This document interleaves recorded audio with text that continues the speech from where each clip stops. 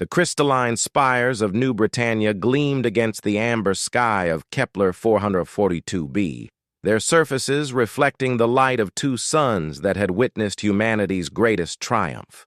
Queen Catherine Windsor-Chen stood at the observation deck of the royal palace, her fingers tracing the edge of a data tablet containing reports from across the Terran colonial empire. At 28, she had inherited not just a crown, but the responsibility of governing humanity's first interstellar kingdom spanning 14 star systems.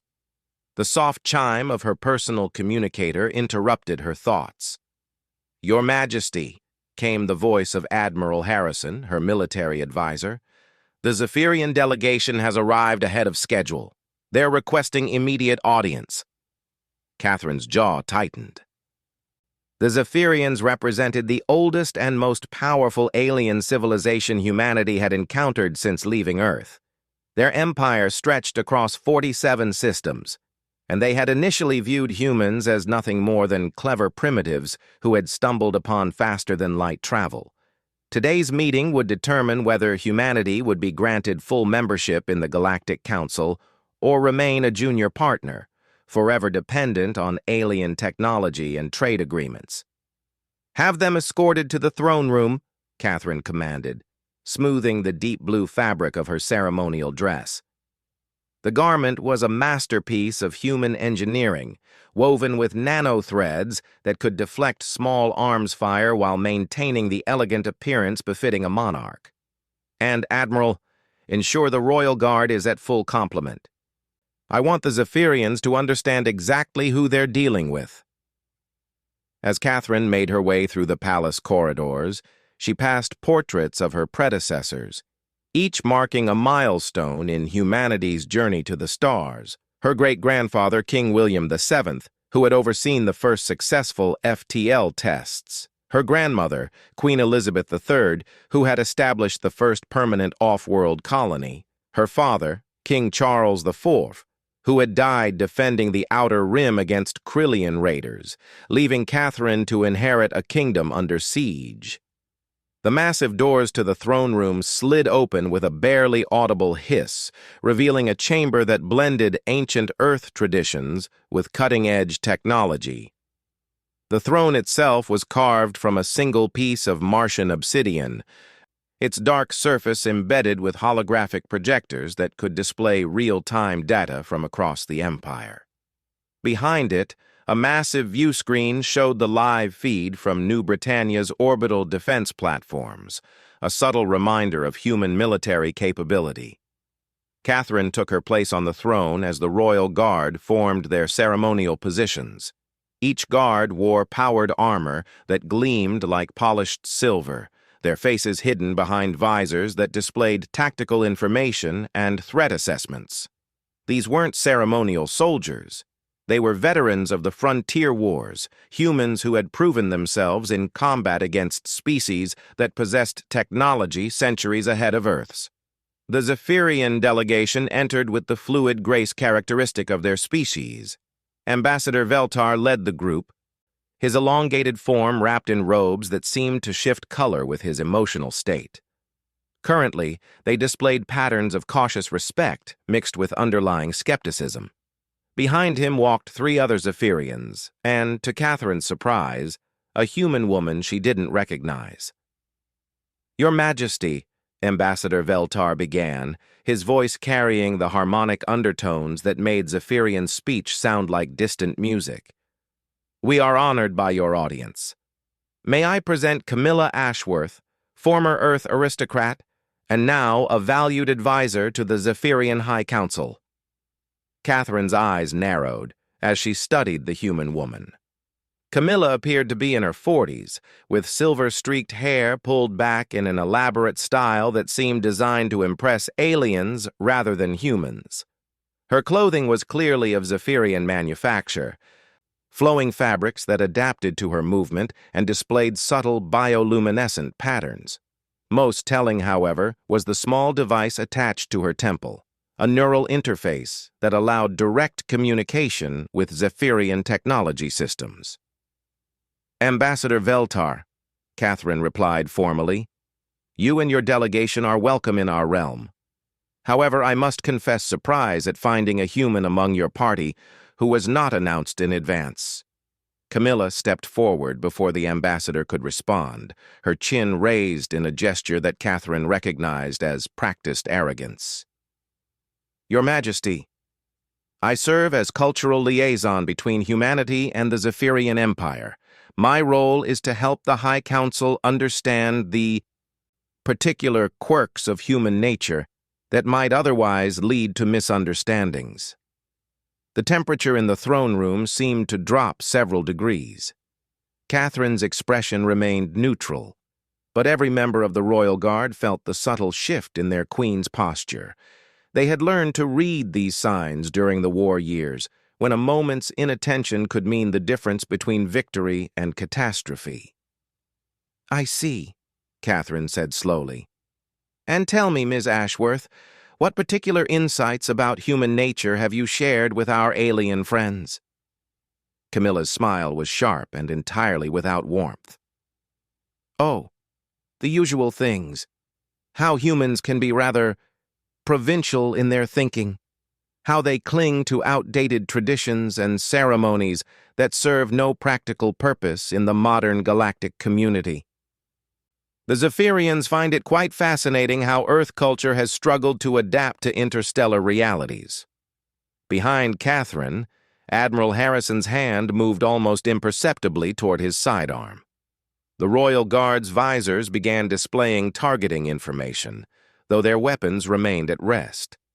The Queen herself showed no external reaction, but her voice carried a new edge when she spoke. "Fascinating indeed.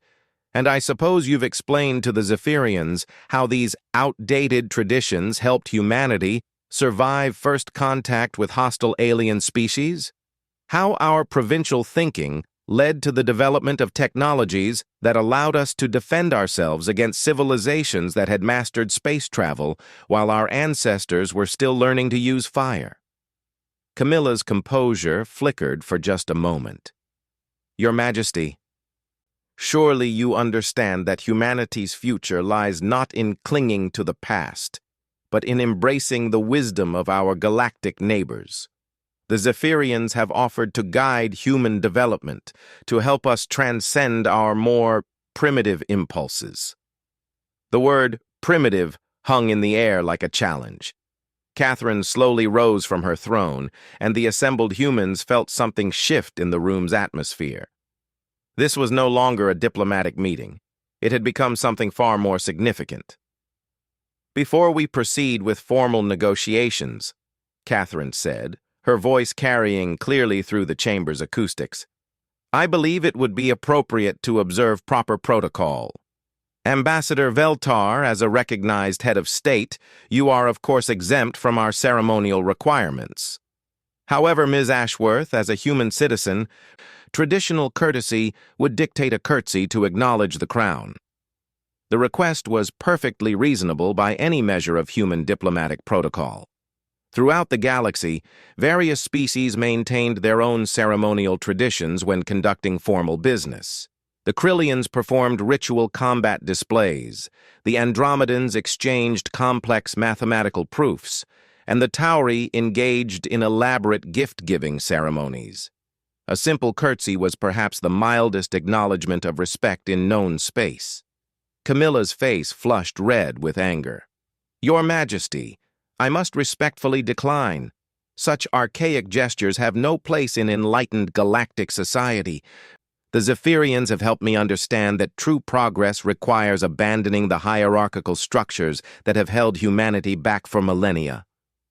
The silence that followed was deafening. Ambassador Veltar's robes shifted to patterns of deep concern, and his three companions exchanged rapid harmonic communications in their native language. They understood, perhaps better than Camilla, exactly what line had just been crossed. Catherine descended the steps from her throne with measured precision, each footfall echoing through the chamber.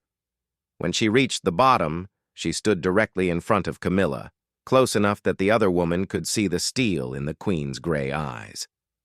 "Ms. Ashworth," Catherine said quietly, her words carrying more threat than any shout.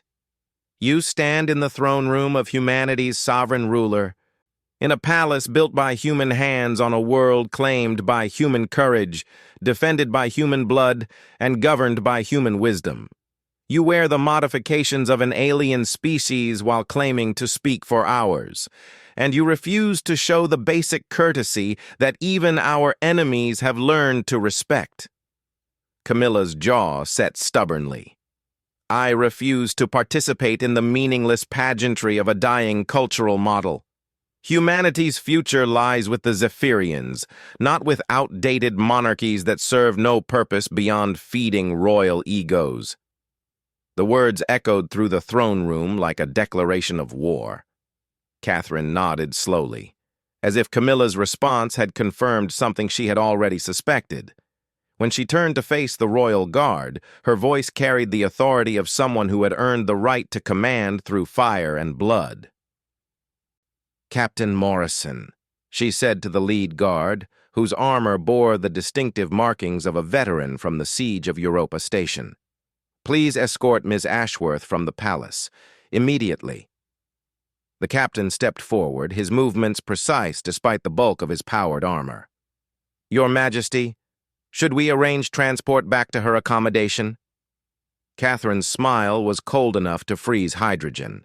"No, Captain. Ms. Ashworth has made her position quite clear. She believes our traditions are meaningless and our sovereignty illegitimate. Therefore, she is no longer welcome on sovereign human territory. See that she reaches the spaceport and ensure she departs on the next available transport." Camilla's eyes widened in shock. "You can't be serious. I'm here as part of an official Zephyrian delegation." "This is a diplomatic incident." "No," Catherine corrected, her voice carrying the weight of absolute authority. "This is a human learning the consequences of forgetting where she comes from." As Captain Morrison moved to escort Camilla from the throne room, Ambassador Veltar finally spoke. "Your Majesty, surely this reaction is excessive. Ms. Ashworth merely expressed her personal philosophical views." Catherine turned to face the Zephyrian ambassador, and in that moment, he saw something that made his species' ancient wisdom suddenly seem inadequate. He saw the iron will that had driven a young species to claim their place among the stars, despite overwhelming odds. He saw the determination that had made humans dangerous enemies and valuable allies in equal measure. "Ambassador," Catherine said, her voice perfectly controlled, "Ms. Ashworth didn't express philosophical views. She committed treason. In rejecting the basic courtesy owed to the crown, she rejected the legitimacy of human sovereignty itself. That is not a viewpoint to be debated. It is an act of rebellion to be answered." As the throne room doors closed behind Camilla's retreating figure, Catherine knew that this moment would ripple across the galaxy. The Zephyrians would report back to their High Council about the human queen who had chosen principle over diplomatic convenience. Other species would hear the story and adjust their own calculations about humanity's resolve. But more importantly, every human in the colonial empire would learn that their queen would not tolerate anyone, alien or human, who sought to diminish what they had built together among the stars. The news of Camilla Ashworth's expulsion from New Britannia spread through the galaxy's communication networks like wildfire through dry grass. Within hours, every major species had received detailed reports of the incident, each filtered through their own cultural lens and political calculations. The reaction was immediate and varied, but nowhere more intense than within the marble halls of the Zephyrian High Council on their homeworld of Zeph-High Prime. High Counselor Marentalk stood before the assembled council chamber, his massive form draped in robes that pulsed with agitated crimson patterns.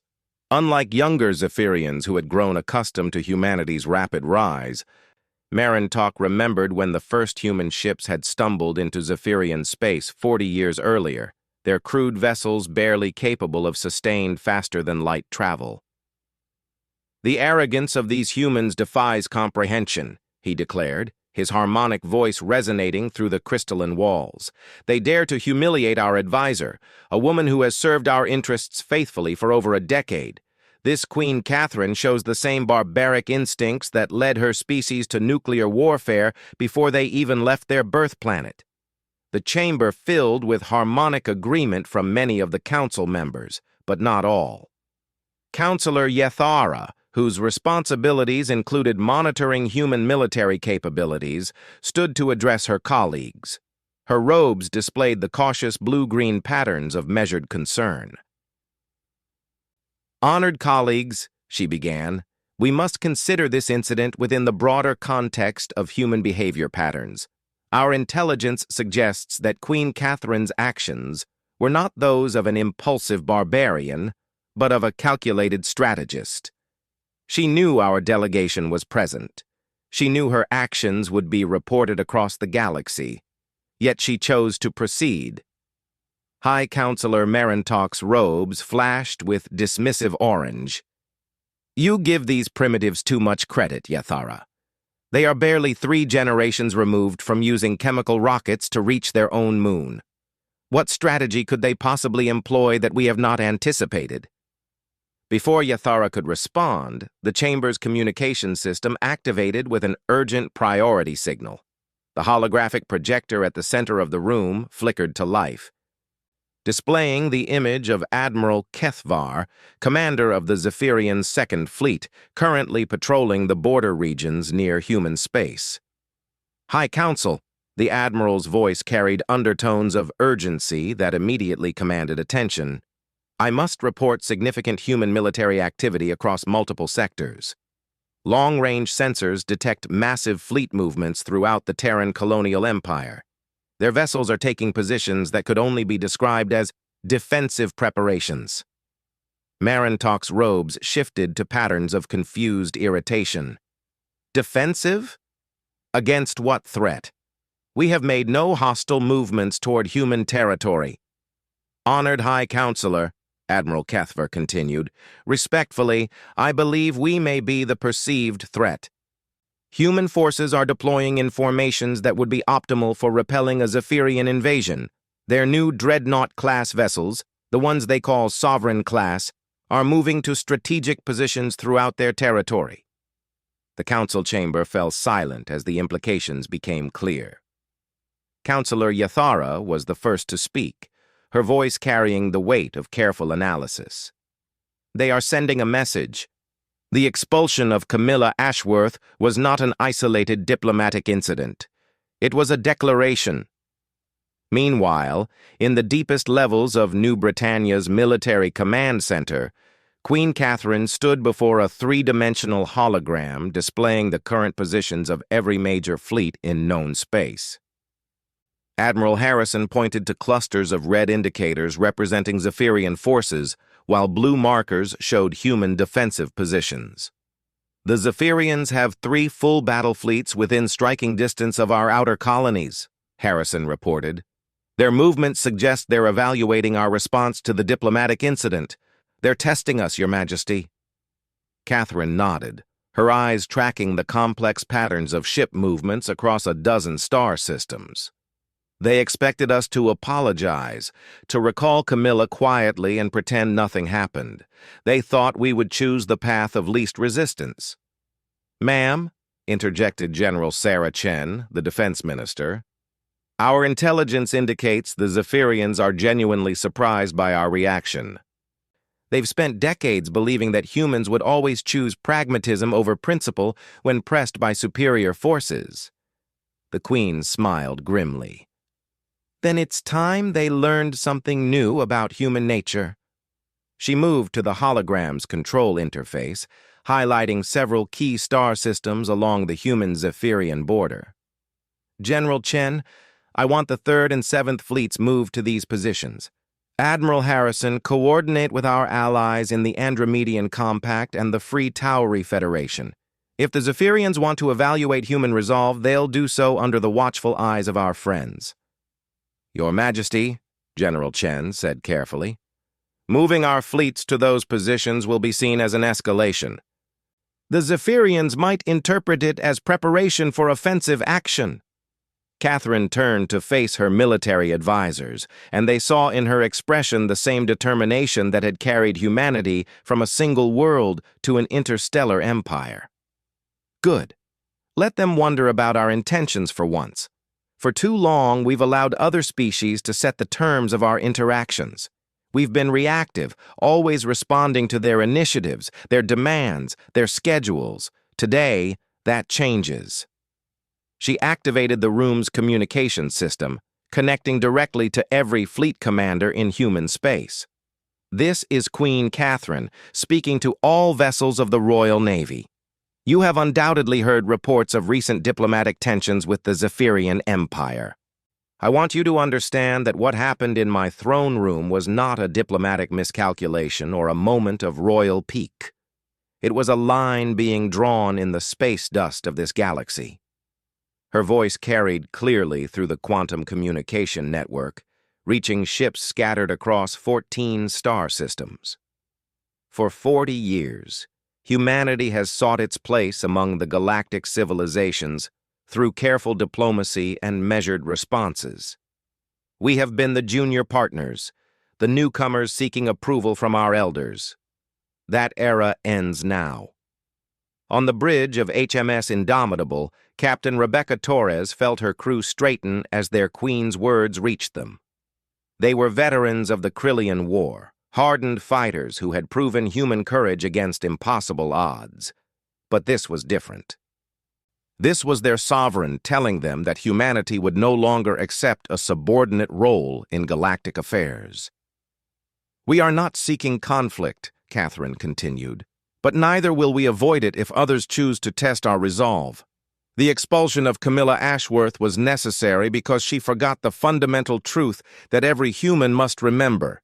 We are here not by alien permission, but by our own strength, our own sacrifice, and our own unwillingness to accept limitations imposed by others.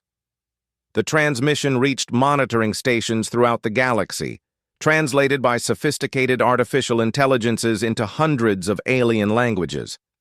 On distant worlds, species that had dismissed humanity as energetic, but ultimately manageable, began to recalculate their assumptions.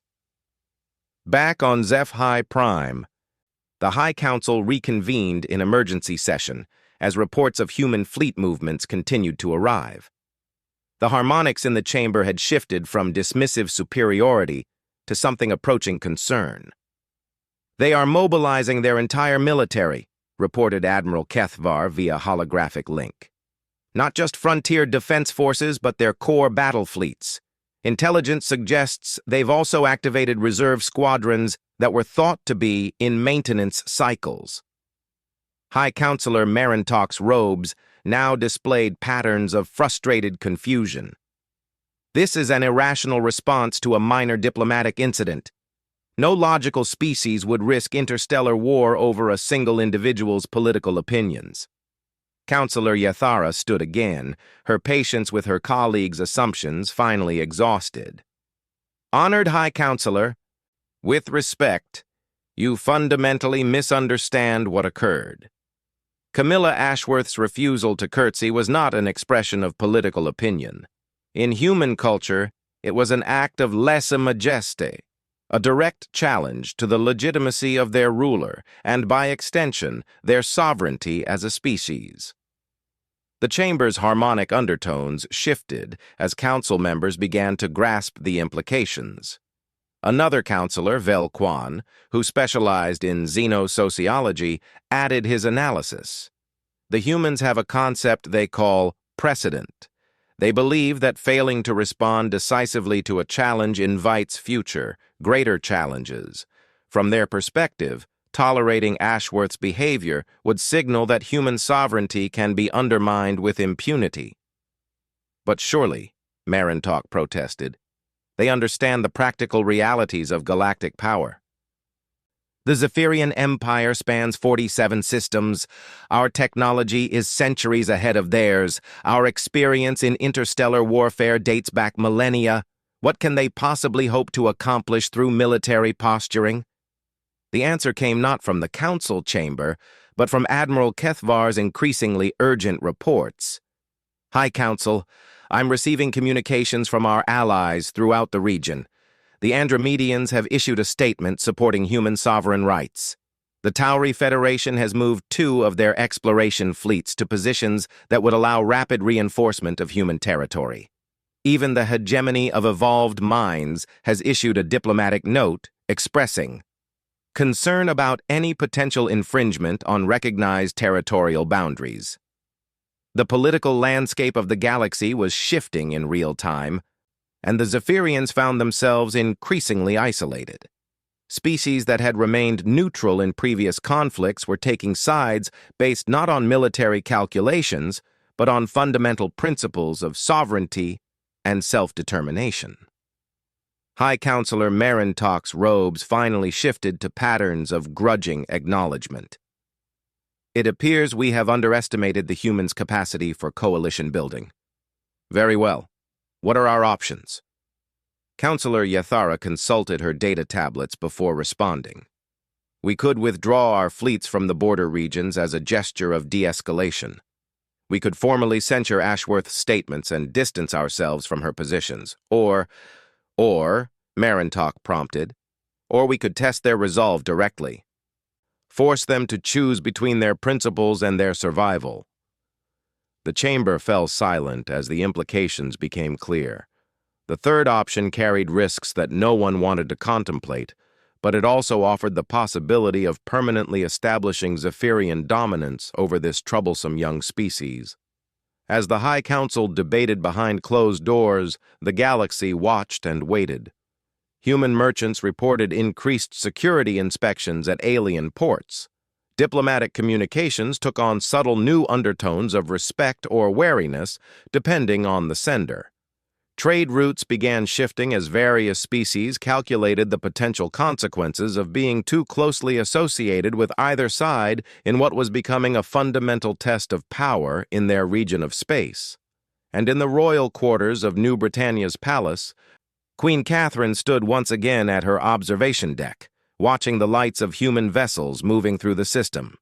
She had thrown the dice, challenged the established order, and set in motion events that would determine not just her own fate, but the future of humanity's place among the stars. The young queen understood that there was no backing down now. Either humanity would emerge from this crisis as a truly sovereign power, or they would be reduced to permanent client status under alien oversight.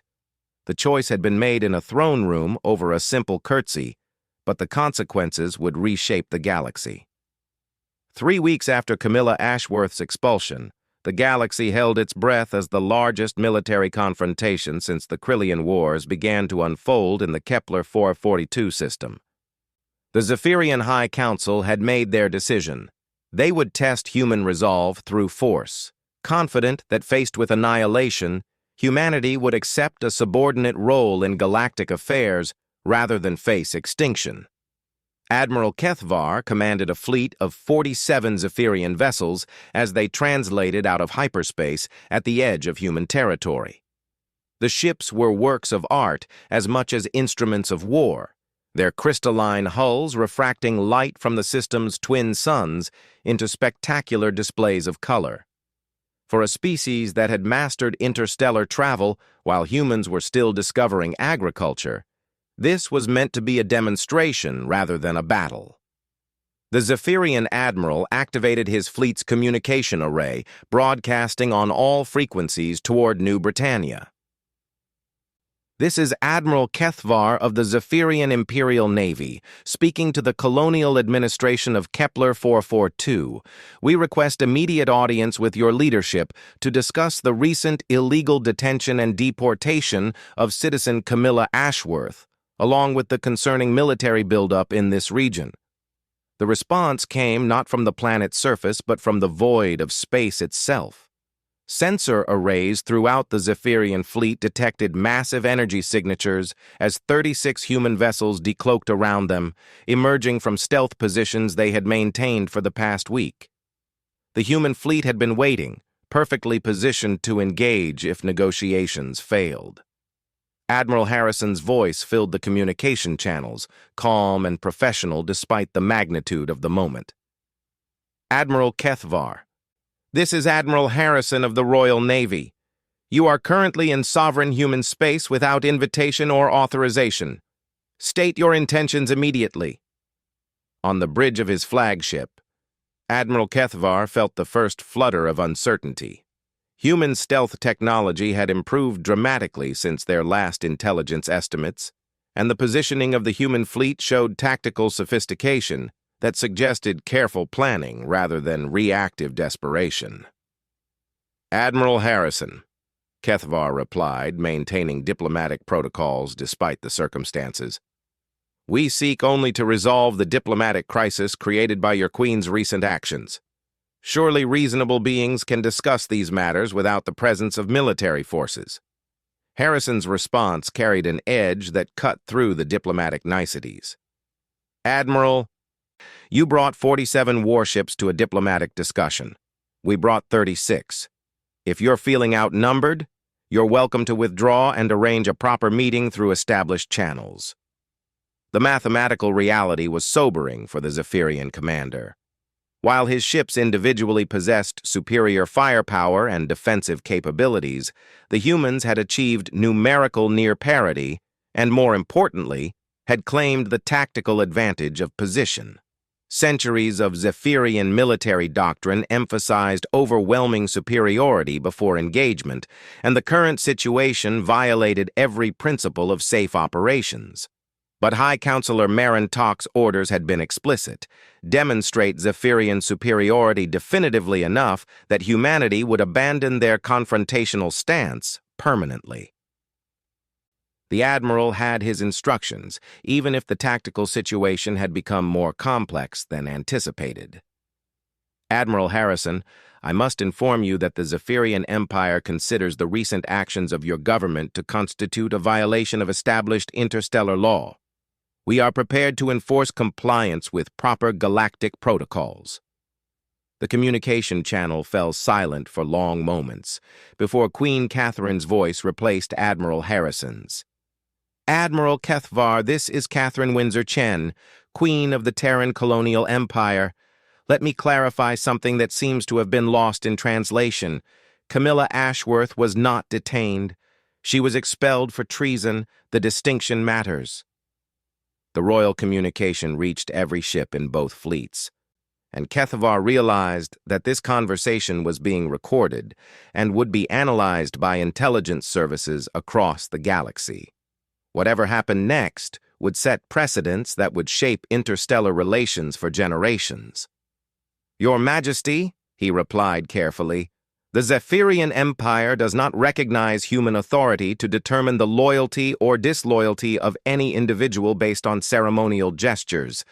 Such archaic concepts have no place in modern galactic civilization.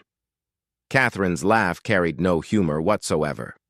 Admiral, let me explain something about archaic concepts. Every species in this galaxy, including yours, maintains traditions that define their identity and sovereignty. The Krillians have their honor duels.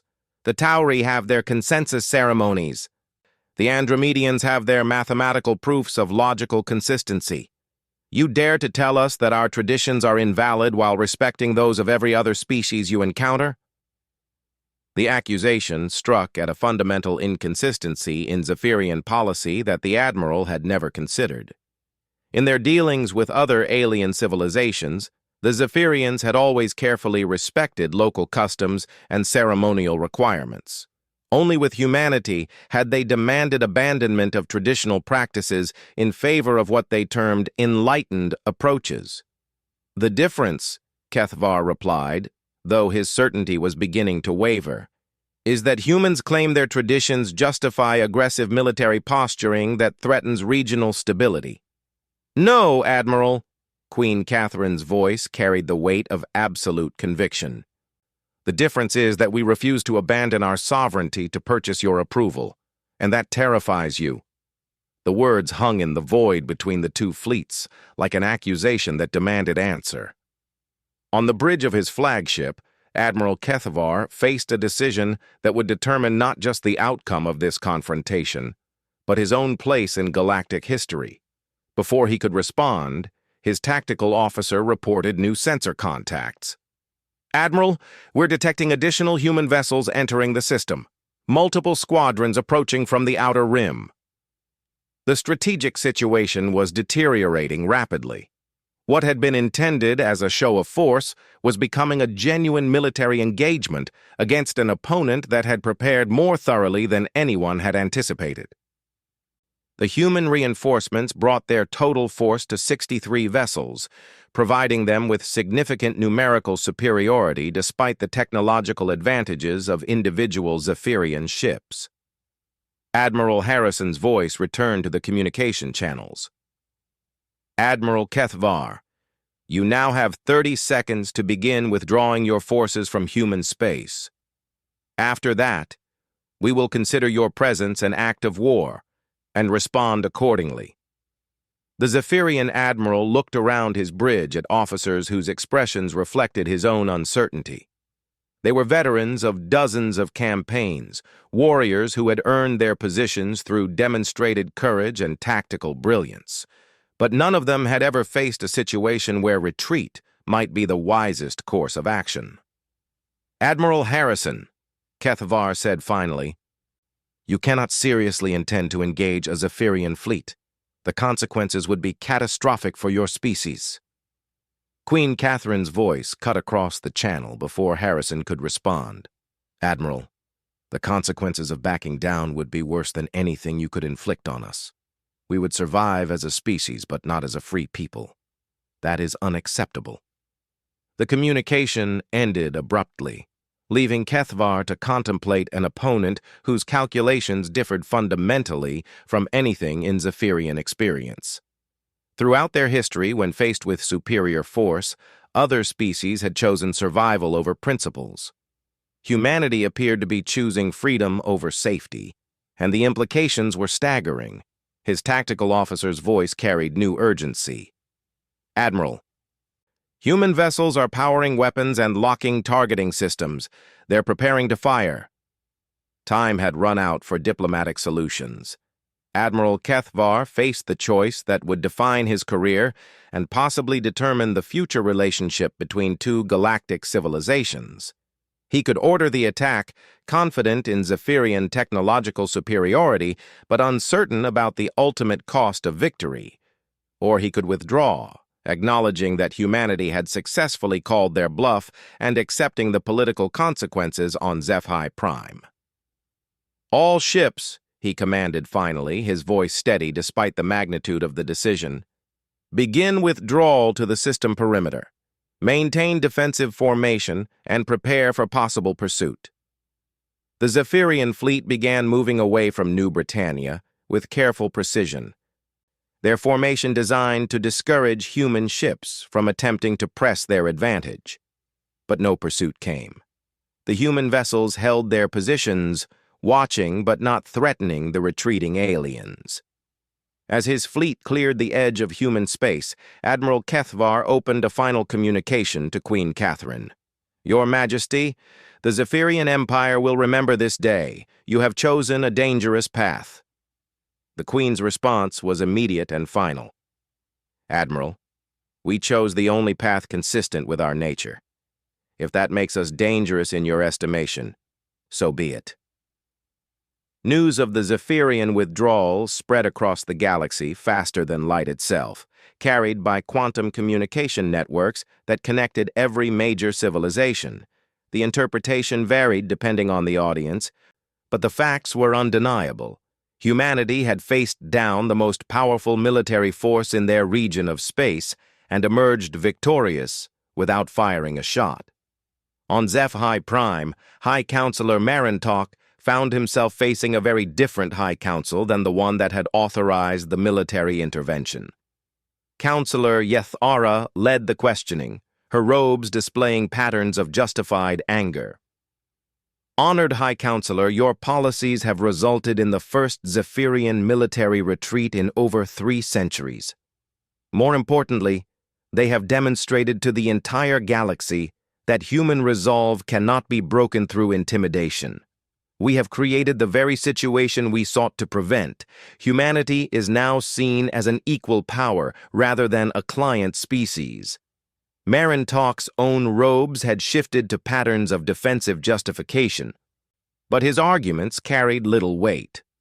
The humans were prepared for military confrontation. Our intelligence failed to anticipate their tactical capabilities.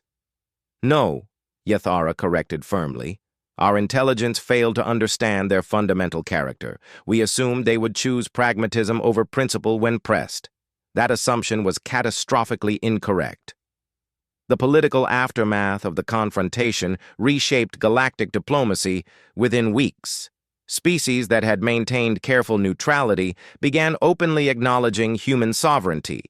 Trade agreements were renegotiated on more favorable terms. Most importantly, membership in the Galactic Council was offered without the subordinate conditions that had previously been demanded. Queen Catherine stood once again at her observation deck, watching the lights of ships from a dozen different species moving through New Britannia's orbital space. The palace had become a center of diplomatic activity, as civilizations that had previously ignored humanity now sought formal relationships with the Terran colonial empire. Admiral Harrison joined her at the viewing window, his expression reflecting satisfaction mixed with concern. "Your Majesty, the Andromedian ambassador has confirmed that their government will support our petition for full council membership. The Towery Federation has offered a formal mutual defense agreement. Even the hegemony of evolved minds wants to establish cultural exchange programs." Catherine nodded, understanding the irony of their situation. By refusing to accept a subordinate role, we've achieved the recognition we always sought through accommodation and compromise. "Yes, ma'am. Though I should mention that we've received word about Camilla Ashworth. She's been detained by Zephyrian authorities pending investigation into her role in the recent crisis. It appears they're reconsidering the wisdom of her advice." The Queen smiled grimly. "She forgot something that every human should remember, Admiral. There are fates worse than death, and one of them is living without dignity. We were willing to fight for our sovereignty because a life spent begging for alien approval isn't worth living." In the months that followed, historians across the galaxy would analyze the events that began with a refusal to curtsy and ended with humanity claiming its place as an equal among the stars. The lesson was clear. Respect could not be granted by others. It could only be earned through the willingness to defend one's principles regardless of the cost. The young species that had once been dismissed as energetic but manageable had proven something that older civilizations had forgotten. Sometimes the greatest victories come not from superior firepower or advanced technology, but from the simple refusal to accept anything less than what you deserve. Queen Catherine had drawn her line in the space dust of the galaxy, and the galaxy had blinked first. Humanity was free,